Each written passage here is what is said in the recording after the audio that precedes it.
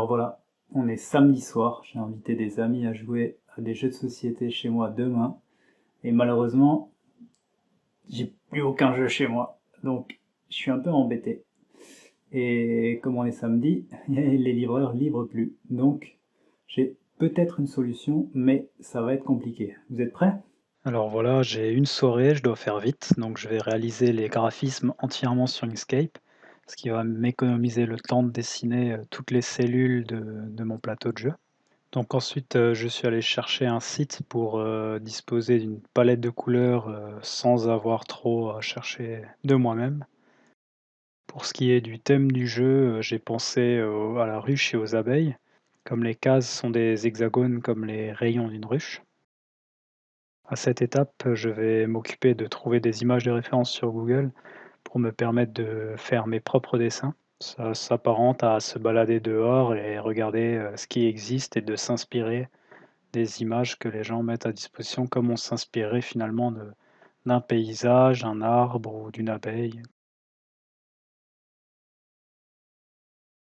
Une technique que vous voyez en ce moment même sur la vidéo, donc c'est de ne jamais, faire des choses trop droites, donc pour donner un petit côté réaliste à l'objet qu'on est en train de dessiner.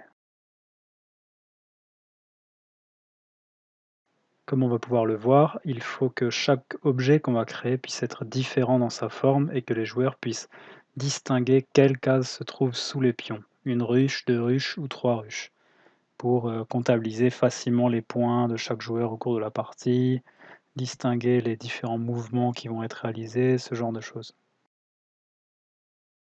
Donc, comme vous avez pu le voir, j'ai pris un autre type de ruche qui est beaucoup plus arrondi pour vraiment distinguer du coup les 2 types de ruches. Et chaque case va avoir vraiment les mêmes ruches, mais avec, un nombre différent.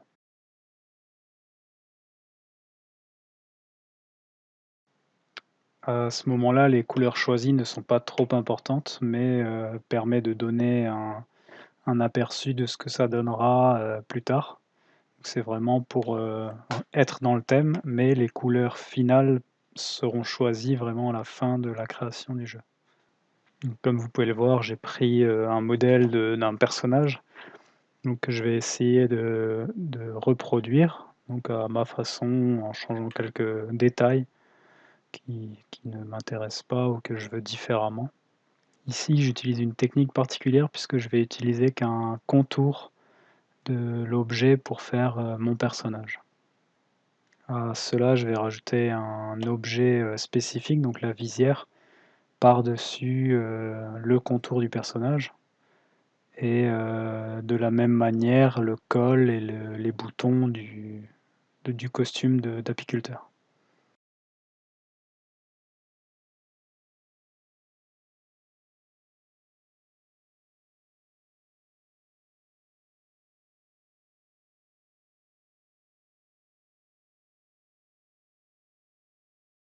Ensuite, je vais dupliquer donc mes personnages, donc 4 personnages de 4 couleurs différentes pour commencer.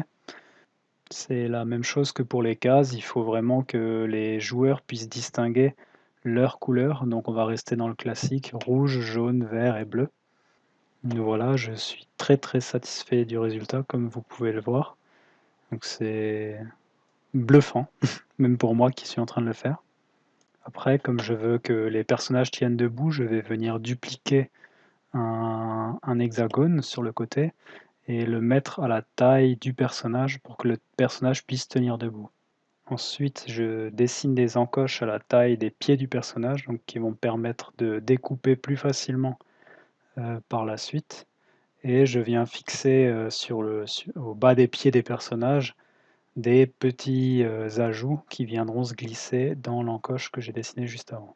Là, vous voyez qu'il me manque de la place, mais en vectoriel, on peut déplacer les personnages pour faire de la place, ce que vous n'auriez pas pu faire sur un dessin papier et qui vous aurait demandé de recommencer tous vos dessins. Là, je modélise la dernière ruche, donc je vous laisse regarder.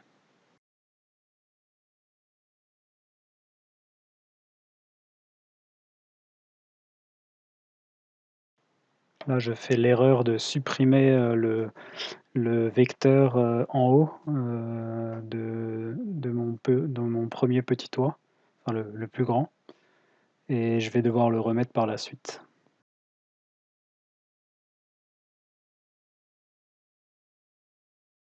À ce moment-là, je me rends compte que la ruche est pas assez détaillée, donc je vais venir séparer en 3 le corps de la ruche.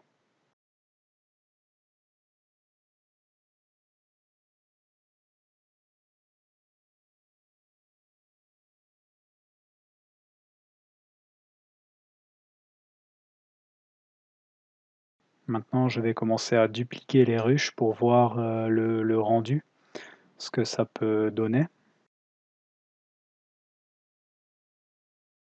Comme je trouve les couleurs un peu ternes, je vais essayer de chercher des couleurs qui me plaisent plus.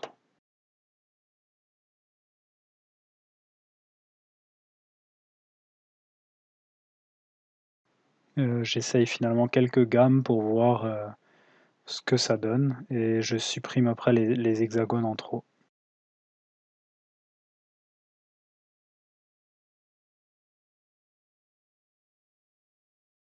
Ensuite, je joue sur les tonalités, la disposition pour vraiment avoir quelque chose qui me plaît, donc sans y passer non plus, des heures et des heures, puisque le but est de créer le jeu avant demain et de pouvoir y jouer. Maintenant, je vous rappelle qu'il faut 30 cellules, avec une ruche, 20 cellules avec 2 ruches et 10 cellules avec 3 ruches. Donc pour coller au jeu original Pingouin que je présente dans une précédente vidéo. Donc à cette étape, pensez bien à laisser un peu de place pour pouvoir découper avec les ciseaux, le cutter, chaque case de votre jeu, c'est important.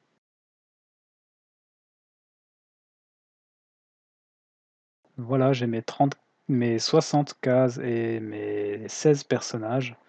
Donc le jeu est quasiment prêt et il va falloir, mettre tout ça en forme pour pouvoir l'imprimer sur une imprimante standard.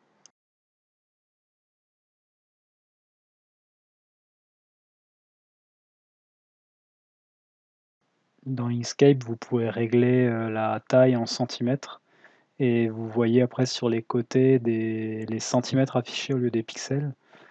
Ici, par exemple, j'ai le papier aussi qui est représenté par, ce que vous voyez en haut, le cadre.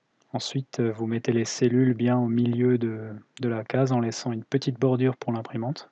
Vous pouvez recommencer pour les joueurs et faites bien attention que le socle du joueur soit plus petit que la case. Voilà, c'est tout, on se retrouve pour l'impression dans quelques secondes. Voilà le résultat, dites-moi ce que vous en pensez.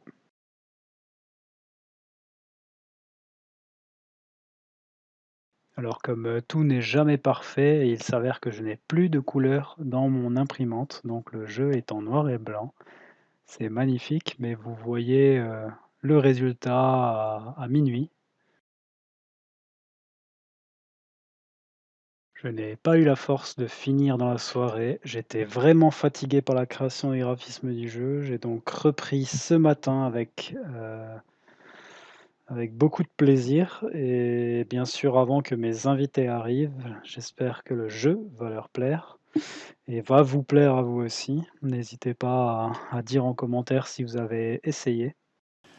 Alors voilà, le jeu est prêt, donc les joueurs peuvent jouer tour à tour leurs pions sur le plateau, comme dans le jeu d'origine, donc rien ne change, mis à part que ici le jeu est en noir et blanc, puisque je n'avais plus d'encre pour l'imprimante, en couleur.